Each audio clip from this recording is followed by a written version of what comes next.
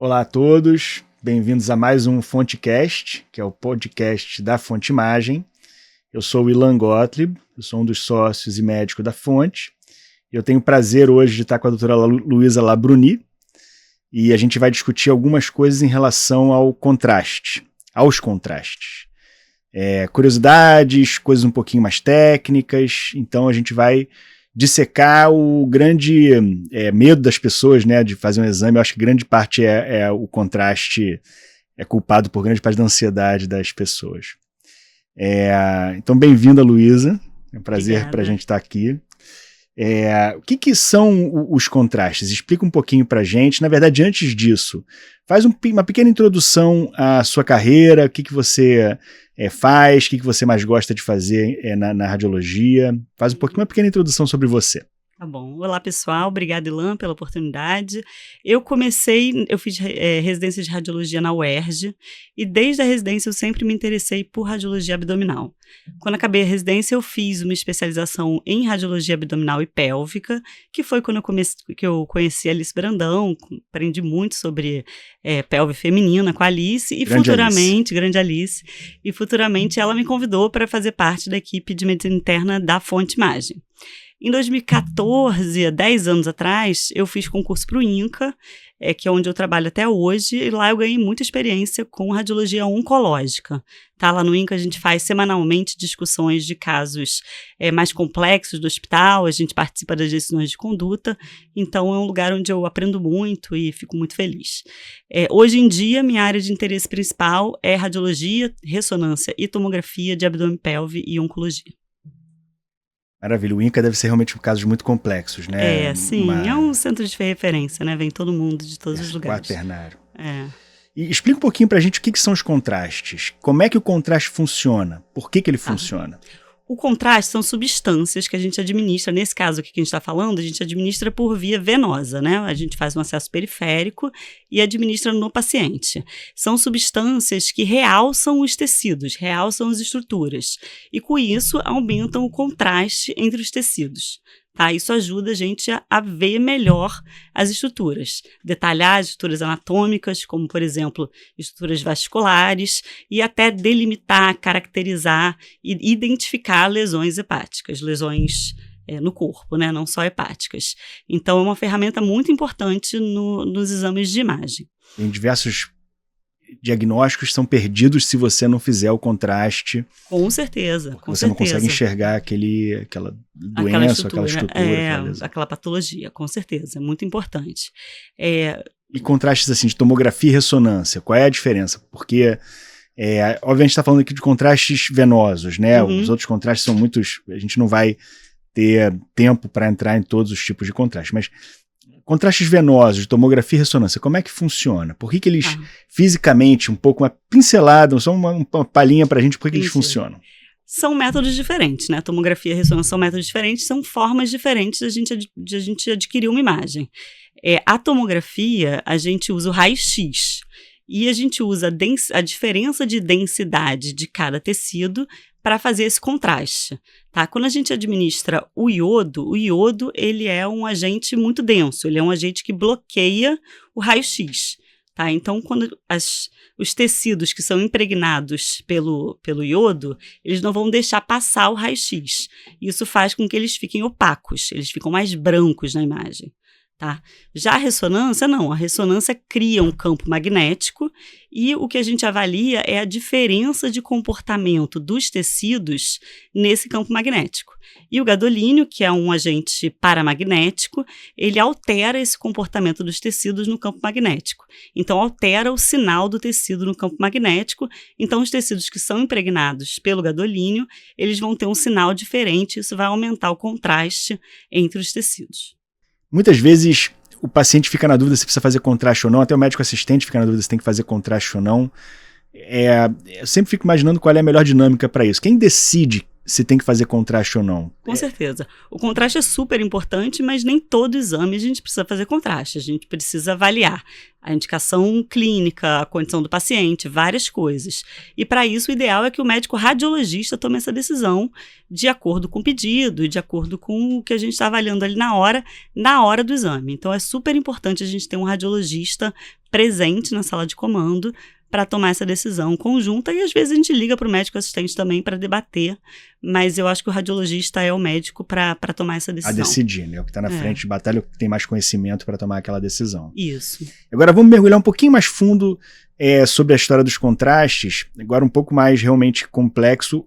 Fala um pouquinho, eu sei que você adora os contrastes hepatoespecíficos, né? Sim. Hepatoespecíficos específicos para o fígado. Sim. O que são esses contrastes? Explica pra gente o que são, porque é um contraste diferente do gadolínio normal, não é isso? Isso, o fígado é meu queridinho realmente, e o contraste hepatoespecífico é um contraste para ressonância magnética, é um contraste também à base de gadolínio. A diferença dele é que ele tem uma excreção hepatobiliar. O contraste que você chamou de convencional, né, que é o que a gente chama de contraste extracelular, ele tem uma excreção toda renal, 100% dele vai ser excretado pelo rim para a urina, tá? O contraste hepatobiliar, ele tem parte, mais ou menos metade excreção para a urina, pelo rim, e mais ou menos metade tem uma excreção pelo fígado para a bile. Então, nesse tempo, ele entra no hepatócito e vai ser excretado para a bile. Tá? E é esse comportamento do meio de contraste dentro do hepatócito que a gente vai usar para caracterizar as lesões hepáticas, o parênquima hepático, a árvore biliar. Então ele é basicamente usado em indicações pro fígado, né? Pro fígado, 100% pro fígado. O quê? Me explica, que tipo de doenças que eu preciso usar esse hepatoespecífico especificamente, que ele faz muita diferença no diagnóstico? São 3 indicações básicas, assim, mais clássicas. A primeira delas é a gente identificar lesões hepáticas muito pequenas, tá? Menores do que 1 centímetro. Isso porque o hepatócito, ele vai pegar muito contraste. O hepatócito funcionante vai ter muito contraste entrando e sendo excretado. Então, o fígado normal, o parênquima hepático normal, ele vai ficar muito branco na ressonância, no T1, né, pós-contraste. E as lesões que não têm hepatócitos, por exemplo, as metástases, que não tem nada de hepatócitos, elas vão ficar muito pretas, assim como as estruturas vasculares ou qualquer outra estrutura que não tem hepatócito. Então, isso aumenta muito o contraste entre o fígado normal e as lesões metastáticas. Então, aumenta a chance da gente identificar lesões muito pequenas que a gente poderia perder se a gente fizesse uma tomografia ou um estudo de ressonância com contraste extracelular convencional. Tá? Então, aumenta a detecção de lesões muito pequenas. Quando que isso é importante? Principalmente em doença coloretal, metástase coloretal, que vai ser potencialmente ressecada. Porque esse paciente que vai para a cirurgia, se a gente encontrar outras lesões, isso muda totalmente a conduta. É o câncer de reto e cólon, que você está na dúvida se tem uma metástase já para o fígado, que é o principal sítio de metástase desses cânceres. Isso. Você precisa detectar coisas muito pequenininhas, porque se tiver uma metástase, a estratégia vai mudar. Muda completamente. Você precisa ter uma sensibilidade muito alta e esse contraste aumenta muito a sensibilidade. A indicação importante, assim, bem clássica é: você viu uma lesão hepática potencialmente ressecável, esse paciente vai para a cirurgia, vamos fazer um contraste hepatobiliar antes para garantir que não tem mais nenhuma lesão. Tá, essa é a indicação bem clássica. A outra, que eu acho que é a primeira e mais clássica de todas, é a gente diferenciar as lesões que têm hepatócito funcionante das lesões que não têm hepatócito funcionante. Isso funciona principalmente na diferenciação do adenoma hepatocelular para a hiperplasia anular focal, tá? Porque a hiperplasia anular focal ela vai ficar hipercaptante nessa fase hepatobiliar e o adenoma vai ficar hipocaptante. Vai captar um pouco, mas não vai captar tanto. Tá? Então, essa é a diferenciação principal e essa é a indicação mais clássica de todas. Tá? Nesse contexto de diferenciar o que tem e o que não tem hepatócito, a gente também pode ajudar um pouco na caracterização do carcinoma hepatocelular.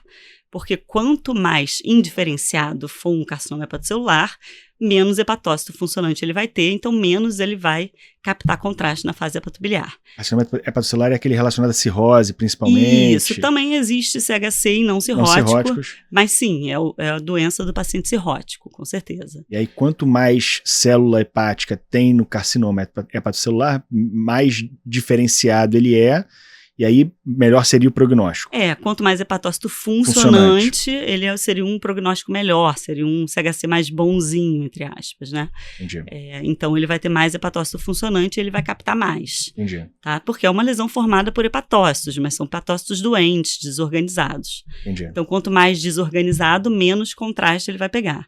Então, um CHC que capta pelo menos um pouco de Primovis, de contraste hepatobiliar, ele vai ser um CHC melhor, né? Um pouco mais bonzinho, com um prognóstico melhor.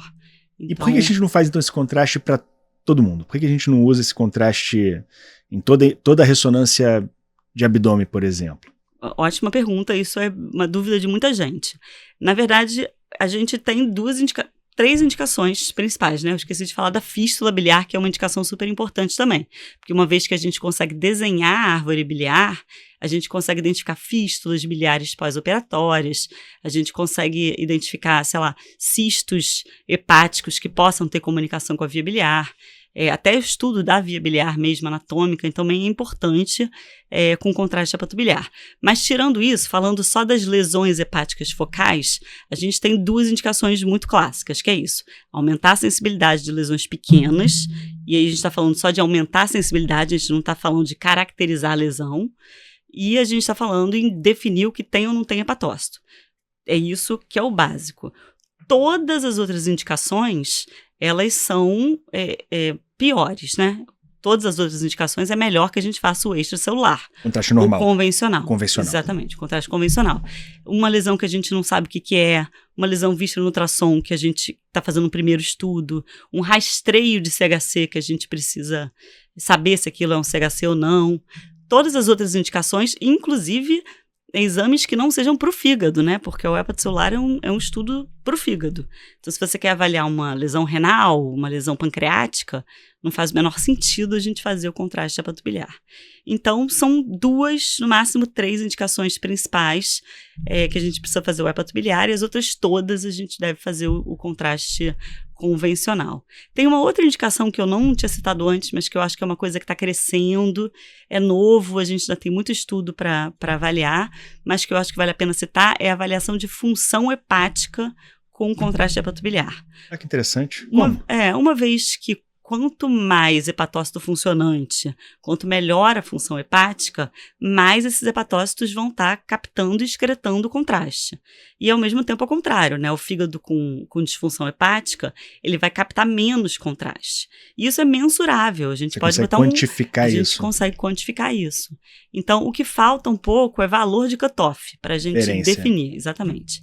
Mas, sem dúvida, a gente consegue e a gente vai conseguir em breve dizer quais pacientes têm disfunção hepática, talvez graduar a disfunção hepática de acordo com a medida do sinal, né, do fígado com disfunção ou não. Esteatose, tem alguma indicação? Tem alguma... Existe estudo em relação a isso, não esteatose a gente consegue quantificar de outras formas, né, mas diferenciar a esteatose da esteatohepatite. Isso é uma coisa que existe também. A esteatohepatite, o fígado tem uma certa disfunção, é um fígado inflamado. Então, também existe estudo nesse sentido, mas menos avançados do que o de disfunção hepática. Entendi. Tá? Mas existe sim. Mas então, quando que é interessante você não fazer o contraste hepatoespecífico e sim fazer o contraste extracelular usual que a gente faz? Tá. É importante a gente conhecer as vantagens e as desvantagens de cada contraste, porque na verdade eles são complementares, né? Não é sempre que um é melhor ou que o outro é melhor, existem uma complementação entre os dois. Existem desvantagens do contraste hepatobiliar, que são, principalmente, tá? Vou falar de uma forma bem resumida, a fase arterial nem sempre é muito fácil de obter, porque a gente faz um volume menor de contraste e existe uma taquipneia transitória quando a gente faz o contraste com uma injeção rápida. Então, o paciente sente um desconforto e isso fica muito respirado. Exatamente. E a gente frequentemente perde a fase arterial, tá? Uma forma de diminuir isso é fazer mais de uma fase arterial. Isso é uma coisa que funciona. Mas nem todos os equipamentos fazem isso, a gente consegue fazer isso na fonte imagem, mas a gente sabe que não é todo lugar que a gente consegue fazer isso. Então, a fase arterial ela é um pouco mais prejudicada. A fase mais tardia do estudo dinâmico, né, que é a fase... No estudo dinâmico convencional, a gente faz uma fase arterial, uma fase portal e uma fase tardia. Quando a gente faz o estudo com contraste hepatobiliar, a gente faz uma fase arterial, uma fase portal, uma fase de equilíbrio e uma fase hepatobiliar, que é a mais tardia de todas. E a fase de equilíbrio, que é a terceira fase, ela não é equivalente à fase tardia do estudo com contraste convencional, tá? Porque ela é uma transição entre a fase portal e a fase hepatobiliar. Então, nessa fase, a gente não consegue valorizar muita coisa. A gente não consegue valorizar padrão de lavagem, cápsula, que são coisas importantes para o CHC. A gente não consegue valorizar a cicatriz central, que é uma coisa importante para HNF, hiperplasia nodular focal. Aquele pool vascular, que é aquele realce tardio do hemangioma, também fica um pouco prejudicado. Então, quando a gente quer um bom estudo dinâmico, bem feito, a gente não sabe o que é a lesão, a gente quer estudar arterial, portal e tardia melhor, o ideal é a gente fazer o contraste extracelular, tá? O contraste hepatobiliar, ele fica mais reservado quando a gente já tem uma suspeita, ou é adenoma, ou é HNF. Nesse caso, está indicado. Se a gente não sabe o que é, lesão hipovascular, rastreio, qualquer outra coisa, o extracelular é indicado. Então, assim, para resumir, se você não quer detectar lesão pequena em paciente que você vai operar, ou se você está vendo uma lesão que você sabe que não é adenoma nem HNF, é melhor fazer o extracelular.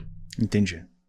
Agora, uma coisa que me ocorreu que eu esqueci de te perguntar é que basicamente os dois têm gadolínio. Sim. A molécula do gadolínio está presente tanto no contraste extracelular, que é aquele clássico, quanto no contraste hepatoespecífico.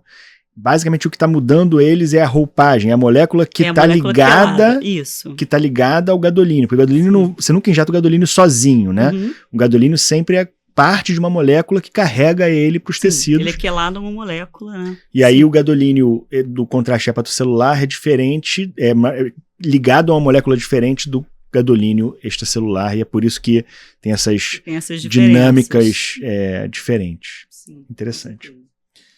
Tá ótimo. E com relação à esteatose, tem alguma coisa que a gente possa usar com esse contraste hepatoespecífico ou não tem nada relacionado? Porque esteatose é tão comum hoje em dia, né, que...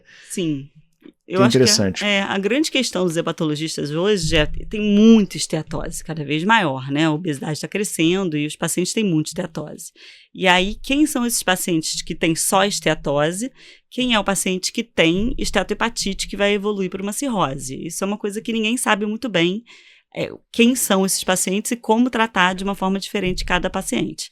E aí existe realmente a ideia de você usar o contraste hepatobiliar para tentar de alguma forma diferenciar esses pacientes. Isso é tudo em estudo inicial, não tem nada muito de dado palpável. Existem alguns valores de cutoff baixos para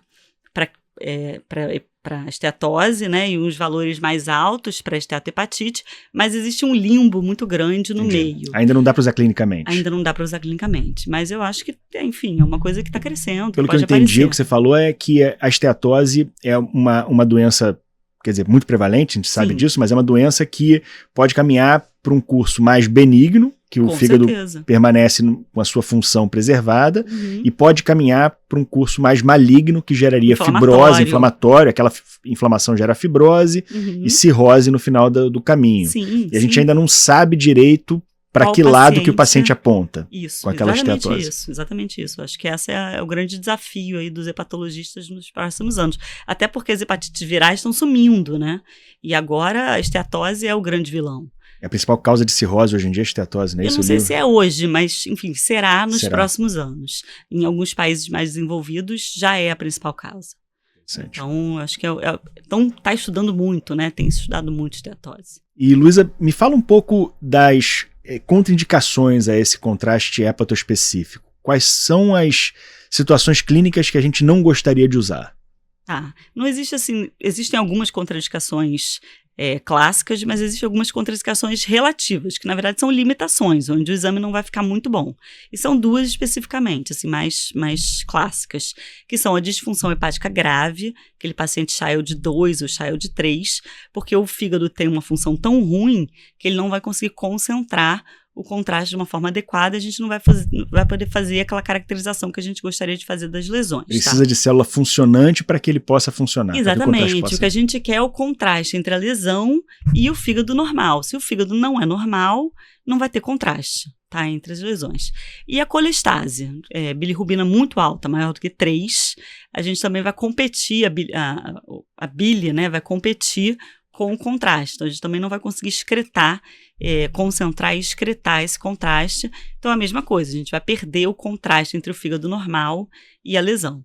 Então, são duas limitações, não diria que contraindicações, mas são situações onde a gente não deve usar o hepatocelular. O contraste não vai ajudar muito. Não vai ajudar muito. A gente pode até usar para avaliar a disfunção hepática, aquela coisa que eu te falei sobre a função hepática que está crescendo.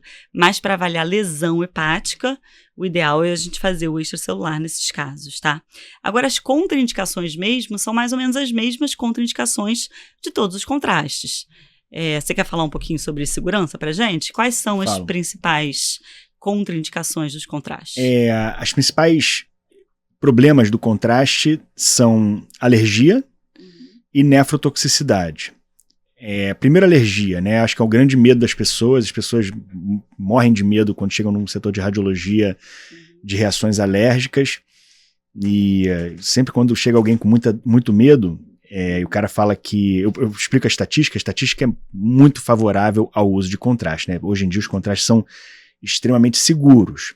Para você ter uma ideia, a taxa de eventos graves para o contraste iodado é 1 a cada 10 a 20 mil injeções de contraste. Isso é muito raro. Para o contraste gadolínio é entre 1 e 10 mil e 1 e 100 mil. É tão raro que é até difícil da gente conseguir compilar grandes evidências. O fato é que é muito, muito raro, né? Alergia grave. Mortes são... o número que gosta de se falar é 1 para 170 mil injeções de contraste iodado. Gadolina a gente nem tem esse número. E quando eu falo essa estatística, as pessoas... Primeiro tem duas reações, né? Primeiro assim, mas eu só preciso de uma reação para mim, porque para mim é 0 ou 1, não é? Sim.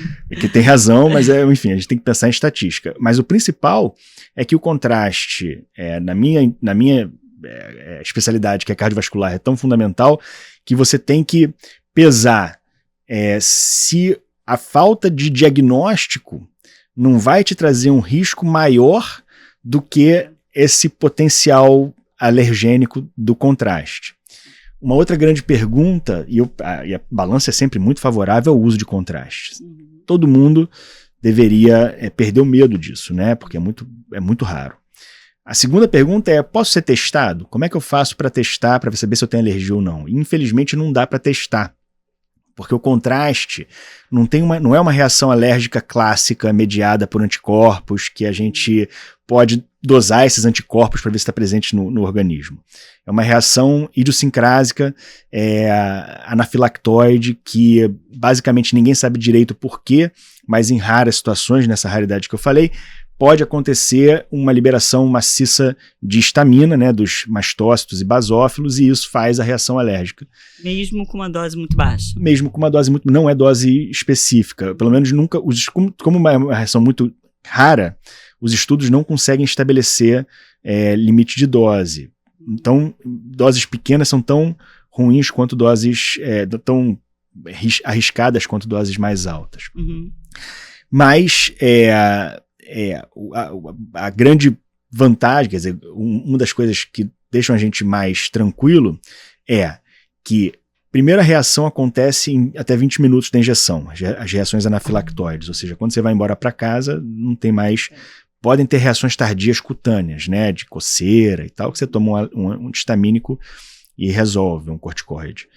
Mas não são umas reações ameaçadoras à vida. E o segundo é que, se você tiver uma reação, você tem como tratar isso tudo nas clínicas e hospitais, etc. Existem protocolos e instrumental e treinamentos para tratar uma reação alérgica, e a gente faz isso com bastante fluência, né? Então, essa questão com relação à alergia, eu acho que é muito mais um bicho de 7 cabeças do que deveria ser na realidade. Com relação à nefrotoxicidade, que é a toxicidade renal, é mais questionável ainda. Primeiro, assim, o gadolínio não é nefrotóxico, então tira o gadolínio dessa história da nefrotoxicidade, porque ele não faz lesão renal. O contraste iodado, há uma dúvida com relação a isso. Antigamente a gente tinha mais certeza de que o contraste iodado fazia lesão renal. Hoje em dia, a certeza diminuiu drasticamente, porque, primeiro, estudos foram feitos agora mais recentes, controlados, né? Então você não vê a piora da função renal só nos pacientes que tomaram contraste. Quando você também analisa os pacientes que não tomaram contraste e estão internados ou estão fazendo exame por algum motivo, a creatinina dos pacientes, que é um marcador de lesão renal, aumenta na mesma taxa, na mesma proporção. Então, nesses últimos estudos, grandes estudos de 30 mil pacientes, 40 mil pacientes, grandes meta-análises que reuniram esses grandes estudos, não houve diferença entre o aumento da creatinina pré-contraste e pós-contraste daqueles que fizeram contraste e aqueles que não fizeram contraste. Mas isso em pacientes saudáveis, não pacientes que tinham indicação para fazer exame, né? Então ninguém internados, doentes. Exatamente. Tem muita, por isso a pessoa interna com uma pneumonia ou com uma infecção renal, que é uma doença frequentemente que a gente usa exames frequentemente, né, e usa contraste. E a creatinina sobe por causa da doença de base, não necessariamente por causa do contraste. E a gente nunca descobriu exatamente a fisiopatologia dessa nefrotoxicidade, que é uma coisa, também já tiveram inúmeros estudos em animais, há 50 anos a gente estuda isso e nunca conseguiu achar uma fisiopatologia, nunca conseguiu achar uma forma de você não ter.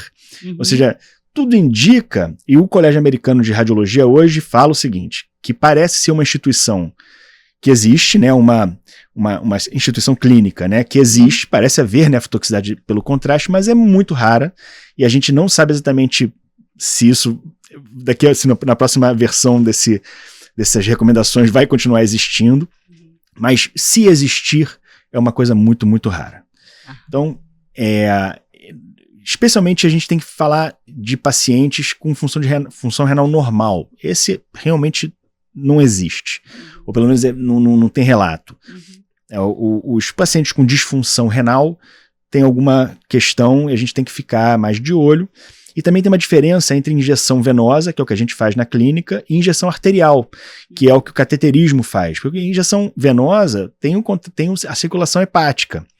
Então já tem a diluição, e hemodiluição pelo sangue, tem a circulação hepática. Na injeção arterial, não, você injeta no coração, por exemplo, no cateterismo, aquele contraste vai direto para o rim e isso realmente parece ter maior chance de nefrotoxicidade. Na venosa, esses números que eu falei anteriormente são de injeções venosas e realmente não tem. E também tem a fibrose nefrogênica sistêmica, que é uma deposição nos tecidos da molécula do gadolínio, né? O gadolínio se desprende daquela molécula que carrega ele e deposita nos tecidos. O gadolínio sozinho, só a molécula gadolínio, sem a molécula que carrega ela, é tóxica. A gente não gostaria de ter ela no tecido, porque ela faz uma fibrose.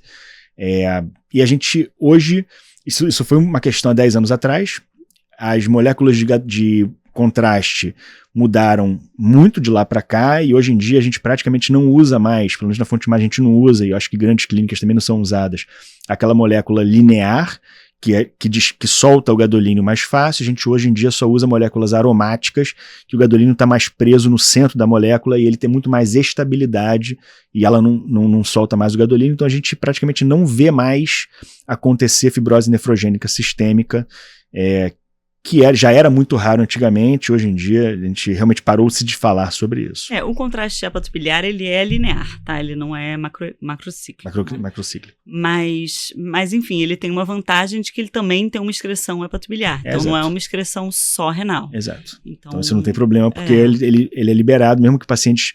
Porque a fibrose nefrogênica sistêmica é uma doença renal, né? De pacientes que deixam o gadolínio circulando muito tempo. Dias. Não é a questão com o contraste hepato específico, ele vai ser excretado pelo fígado de outra forma. Isso, tá bom. E você acha que vale a pena fazer alguma coisa para prevenir insuficiência renal? Não tem nada que a gente saiba. Hidratação, parece, mas hidratação de canja de galinha não faz mal para ninguém, então a gente faz e recomenda, ok, mas assim, os trabalhos são muito controversos. Tem acetilcisteína, tem bicarbonato, já tentaram várias estratégias e nenhuma delas foi maravilhosa. Tem trabalhos positivos, depois vem um negativo, depois vem um positivo, depois vem um negativo. Quando você pega a meta-análise, nenhuma delas aponta numa certa direção muito homogênea, porque provavelmente é uma coisa tão rara que a gente não sabe. A verdade é que a gente ainda está sob júdice nesse negócio, mas de qualquer forma, eu acho que a mensagem é que é uma instituição rara. É uma coisa... Não precisa ter medo. Não precisa ter medo. Então, vamos falar um pouquinho sobre mitos e verdades dos contrastes, né? E acho que vem uma questão mais lúdica e as coisas que a gente escuta dos pacientes, que os pacientes gostariam de saber, e são perguntas das mais variadas, né? Então eu vou te fazer algumas perguntas e você me responde da forma como você achar melhor, tá? Tá bom. Tem uma clássica, né, que quem tem alergia a frutos do mar pode usar o contraste iodado? Tá. A alergia ao frutos do mar é muito diferente da alergia ao contraste, né? Seja o iodado ou seja o gadolínio. São substâncias diferentes que fazem a alergia. Então, quem tem alergia a frutos do mar não necessariamente vai ter alergia ao contraste, tá? Mas, obviamente, pacientes mais alérgicos, né, que têm maior sensibilidade, são pacientes que a gente tem que olhar com um pouco mais de cuidado, principalmente os pacientes que tiveram história de alergia grave. Não existe essa relação direta, mas a gente sempre fica mais atento nos pacientes alérgicos. Quer dizer, uma alergia alimentar como outra qualquer. Isso. As pessoas acham que a alergia ao fruto do mar é mais importante porque tem iodo no fruto do mar, mas na verdade a alergia não é ao iodo, né? Todo mundo tem iodo, nossa tireoide tem o iodo. Do fruto do mar. É alguma componente proteico do fruto do mar que não necessariamente, não tem nenhuma correlação, não tem nenhuma similaridade com a molécula do contraste, seja gadolínio ou seja do contraste iodado. Outra que eu ouço bastante é iodo do mar. O paciente entra no mar e sai se coçando. E aí ele acha que ele tem alergia ao iodo porque tem sal no mar. E aí isso é super frequente e também não tem nenhuma relação. Assim, metiolate também, naquele metiolate antigo também não tem nada a ver. Também não tem nada a ver. A alergia não é a molécula do iodo, né? A gente tem iodo na tireoide, isso não é... Sim, mas eu acho que é importante lembrar disso, né? Pacientes que tiveram edema laríngeo, que usaram adrenalina, alguma coisa assim, a qualquer outro agente, né? Vale a pena a gente ficar mais atento nesse paciente. E existe um preparo antialérgico que a gente pode fazer, né? Então, pacientes com essa história de alergia, é interessante a gente fazer o preparo, até para deixar todo mundo mais tranquilo. Claro. E uma coisa importante é que o preparo deve ser feito 2 dias antes, ou pelo menos 1 dia antes da injeção do contraste. A gente pede 1 dia antes da injeção do contraste, porque o principal componente desse preparo, que é o corticoide, ele precisa de um tempo para diminuir a quantidade de mastócitos e basófilos do sangue e da periferia. Então, para que isso aconteça, a gente precisa de tempo. Não adianta chegar na clínica e fazer um corticoide ou fazer corticoide venoso na hora. Não funciona. Isso deve ser feito, o nosso protocolo começa com 12 horas antes do exame. Mas é exatamente isso que você falou. Se o paciente tiver mais histórico de alergia, ele deve ser, tem que ter atenção para a gente poder fazer o preparo antialérgico antes. Minha mãe tem alergia ao contraste, então eu devo ter? Não, definitivamente. A alergia ela não é hereditária. Então, se sua mãe teve, o seu risco de ter é igual de toda a população. Tá? Ainda mais se você não é uma pessoa que tem alergias a outras substâncias. Então, não, você pode fazer contraste, assim, depende da sua história, né? E não da sua mãe. E a questão da alergia aos contrastes muito antigos? Vamos falar um pouquinho sobre isso, né? Que é frequente, especialmente pacientes um pouquinho mais idosos, um relato de que fizeram contraste há 30 anos atrás. Urografia escritora. Urografia escritora é um clássico. E tiveram reação. Me conta um pouquinho dessa...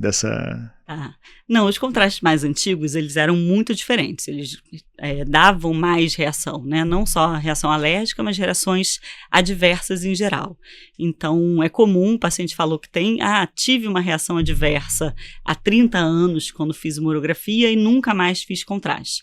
São contrastes diferentes, a gente evoluiu muito, os contrastes são muito mais seguros hoje em dia. Tá? Agora, mesmo que o paciente tenha tido uma reação alérgica a um contraste recente, um contraste já mais moderno, não é uma contraindicação absoluta a gente injetar de novo. A gente só precisa tomar mais cuidado com esse paciente, de repente fazer um preparo antialérgico, às vezes monitorizar esse paciente na hora de fazer o contraste. Então, tem que saber que tipo de reação ele teve. Que tipo de reação, se foi uma reação grave, se foi uma urticária. Eu acho que a gente precisa estudar esse paciente e, claro, pesar o risco-benefício. Ele precisa desse contraste? Vai mudar a conduta, né? Ou não? A gente está fazendo como rotina. Então, eu acho que a gente precisa pesar o risco-benefício e sim, dá para fazer, mesmo que o paciente tenha tido uma reação recente. Esses contrastes mais antigos, eles eram hiperosmolares. Hoje em dia, os contrastes são iso ou hipoosmolares, né? A osmolaridade do contraste é muito próxima da do sangue. Quando você injeta, a osmolaridade do sangue é 360 alguma coisa miliosmóis. Quando você injetava um contraste a 2.500, 3.000 miliosmóis, o paciente tinha uma reação intrínseca à osmolaridade e não à molécula do contraste propriamente dita. Então todo mundo vomitava, todo mundo tinha alergia, todo mundo degranulava mastose, todo mundo...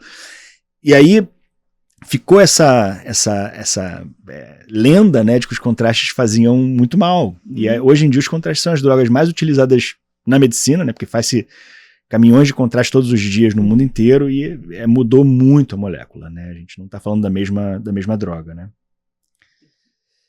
E com relação às gestantes, as gestantes podem fazer contraste? O ideal, o recomendável é que a gente não faça, tá? De uma forma geral. Ainda mais se o paciente puder esperar acabar a gestação para poder fazer contraste. Então, não tem muito estudo nesse sentido. Então, o ideal é não. Mas, obviamente, como tudo na medicina, a gente precisa pesar o risco-benefício. Algumas pacientes têm uma doença, têm uma suspeita de uma doença que não pode esperar o final da gravidez. Então, a gente vai pesar o risco e muitas vezes a gente faz. No INCA, a gente faz com muita frequência. São pacientes oncológicas que estão grávidas no meio de um tratamento oncológico e nessas pacientes a gente prefere fazer. Tá? Pode mudar a conduta e é uma doença grave. Então, eu acho que é isso, é risco-benefício. A gente não sabe se o contraste é teratogênico, exatamente, não é isso? Então, na dúvida, a gente prefere não. Mas não é que nós sabemos que seja. A gente só não sabe se é. Não tem nenhuma evidência de que seja. O contraste da tomografia, existe alguma evidência de alteração de tireoide, né, no parto, mas isso também é manejável. E não transitório. É transitório. Então, não é uma contraindicação absoluta, a gente só vai ter que acompanhar esse recém-nascido no pós-parto, tá? O gadolínio tem menos estudos, mas a gente sabe que deposita na placenta, no líquido amniótico, e a gente não sabe o que isso pode acarretar a longo tempo. Então, é isso. Como preferimos não fazer. Preferimos não fazer, mas se for essencial, a gente faz. E na lactação? Na lactação, não. A quantidade de contraste que vai para o leite materno é mínima.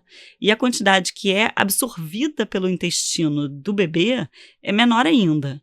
Então, é uma quantidade muito, muito pequena, irrisória. Não dá para quantificar. Então, não tem problema nenhum. Os pacientes podem fazer contraste e podem amamentar normalmente depois. Muito bem. E outra pergunta. A gente pode fazer TC e ressonância no mesmo dia? Com contraste as duas? Pode. O ideal é que a gente faça a tomografia antes, porque o contraste da ressonância ele pode aparecer na tomografia. Então, o ideal, se a gente for fazer os dois na mesma clínica, marcar TC antes e a ressonância depois. Mas pode, com certeza pode. Talvez a gente precise ver a taxa de contraste que esse paciente está. Um paciente tem insuficiência renal, alguma coisa assim, mas isso são casos muito raros, né? Eu acho que o ideal é a gente fazer de uma forma geral, não tem problema nenhum. Até aproveita a punção, uma punção só, não tem que fazer duas. Sim, faz uma punção só, com certeza. Eu faço bastante exame de pacientes que trabalham na usina nuclear, né, de Angra dos Reis. E aí, muito frequentemente chega a pergunta se vai apitar o detector quando eles entram na usina, né? O corpo fica radioativo depois que a gente faz o contraste? Não, o contraste ele não é radioativo, ele não tem radiação, tá? Então não tem problema nenhum, ele pode sair do exame e ter uma vida totalmente normal, ele pode encontrar os netos, os filhos, pode trabalhar, não tem problema nenhum. A tomografia, o exame em si, tem um pouco de radiação, então, mas é uma radiação limitada ao exame, né? Não é uma radiação que ele vai sair por aí espalhando a radiação. Então, não, a radiação está ligada à tomografia, não à ressonância, e nada a ver com o contraste. Vida normal depois do exame. E com relação ao jejum? Antigamente, a gente pedia jejum antes dos exames. Hoje em dia está um pouco mais frouxo, né? Por quê? Como é que isso está? Com certeza. A gente veio revendo muitas coisas que a gente pedia antigamente, né? o risco, assim, não um risco, mas é um preciosismo, um cuidado que a gente tem com o jejum é de não ter náusea e vômito e vomitar durante o exame. Mas isso era muito mais comum nos contrastes mais antigos, como você falou. Hoje em dia é muito raro. Então, a gente só evita, em algumas clínicas, não são todas, que o paciente tenha assim, um estômago muito cheio, acabou de almoçar, uma feijoada e venha fazer o exame, porque ele vai ter um risco um pouquinho maior de vomitar, de ter náusea.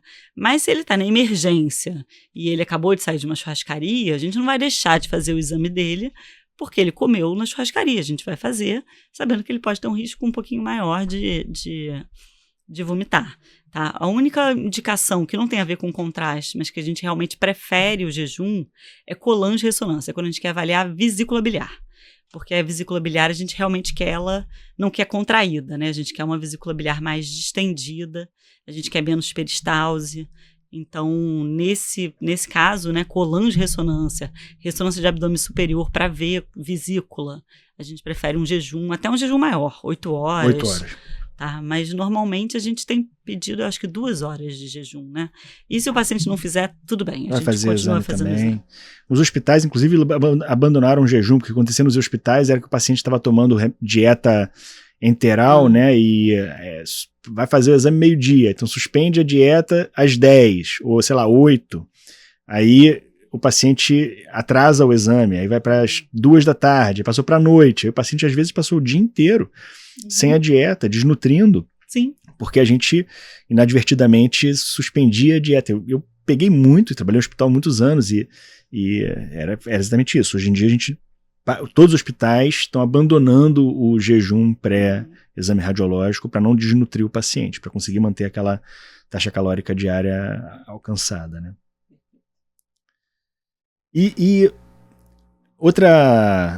Outro mitos e verdades é com relação à metformina, que é o glifage, né? E outros, mas metformina.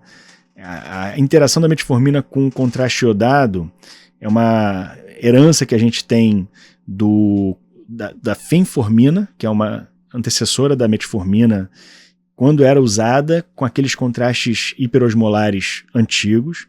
Podia aumentar a chance de fazer a acidose lática, porque a fenformina fazia bastante acidose lática. E hoje em dia, a metformina, muito raramente, muita gente toma metformina, um dos remédios mais tomados hoje em dia, mas com síndrome metabólica e disglicemias, você não vê acidose lática, né? Você não praticamente... Então, hoje em dia, com a metformina e com os contrastes mais modernos, que não tem problema com ciência renal, a gente não tem mais a necessidade de suspender rotineiramente a metformina 48 horas antes, 48 horas depois.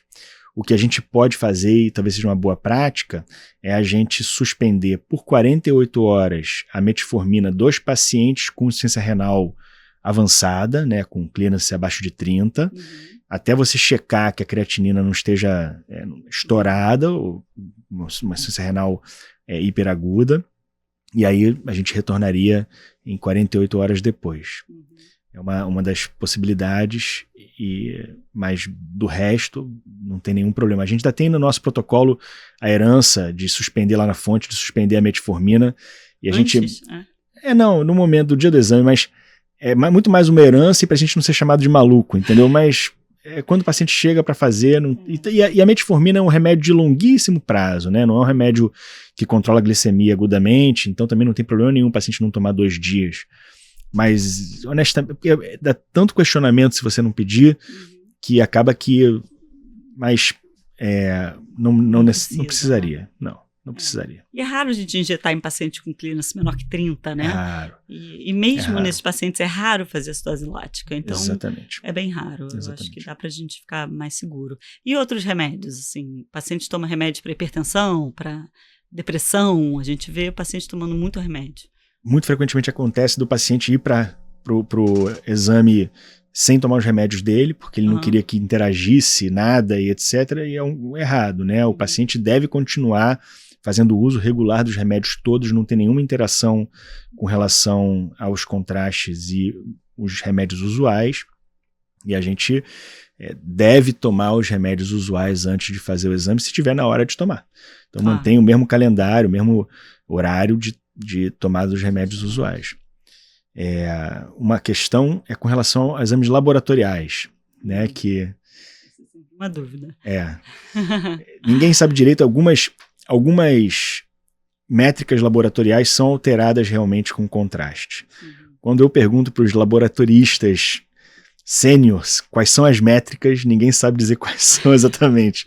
Mas existe uma recomendação de todos os laboratórios para que você não faça contraste 48 horas antes de coletar o sangue ou a urina. Então, a gente segue essa recomendação. A gente coleta antes, né? Ou você coleta antes, ou você espera os 48 horas para fazer a coleta. É muito raro acontecer, mas se vier alguma coisa alterada, você não vai saber se é verdade ou não é, então a gente tenta minimizar o erro. Com mensagens finais, o que você gostaria de deixar marcado os pontos mais interessantes ou mais importantes para o público? Eu acho que são 3 que eu gostaria de frisar, né?